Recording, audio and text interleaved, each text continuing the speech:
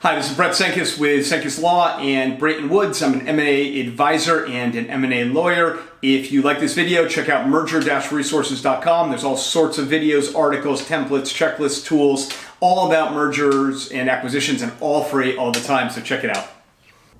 Broadly speaking, there are four different types of M&A transaction types of merger and acquisitions.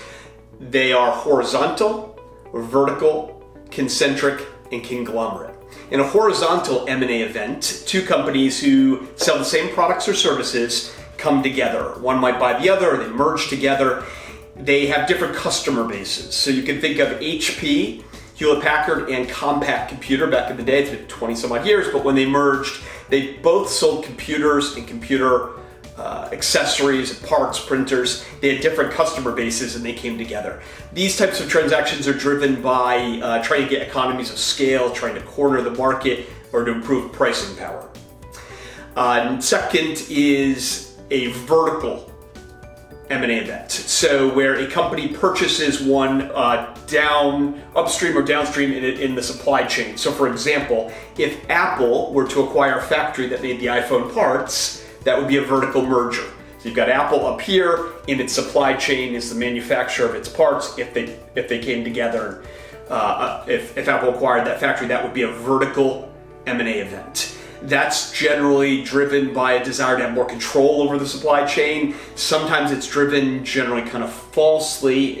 It's driven by a desire to have better pricing power. I say falsely because it's kind of the same amount of, you get the same profit and loss at both points of the chain, but it's attractive to feel like, okay, if I acquire the factory, I can have improve my margins or do better. But again, it's like vertical integration is a little bit of it's a tough game. But in generally, if you're trying to do it for control purposes, to control the supply chain, that makes some sense. Concentric M&A events are where two companies who have different products and services but the same customer base come together. So an example of that might be if a company who sells shoes decides to merge with a company that sells socks, right? The same people who are buying shoes are buying socks. It's, hey, we'll sell both our products to the same customer base. That's driven generally by cross-selling, the idea that instead of cost savings, we're going to grow the top line. That's concentric M&A events are driven off that.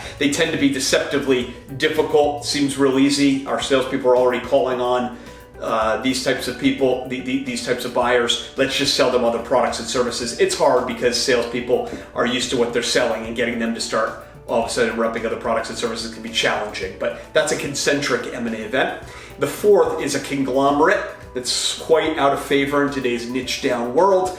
But back in the 60s, 50 some odd years ago, the companies would acquire completely different businesses. So they didn't have products and services or customers in, they didn't have the same products or services or customers. They're just completely separate. The idea was diversification, trying to expand the empire and the business and maybe diversify from a core type of product or service. So that's fallen out of favor because we live in this niche down world where the idea is focus on your core competency. So you just don't see that much driven by those types of deals. But those are the four broad types of M&A events. So if you got a question, drop it in below this video. I hope you enjoyed it today.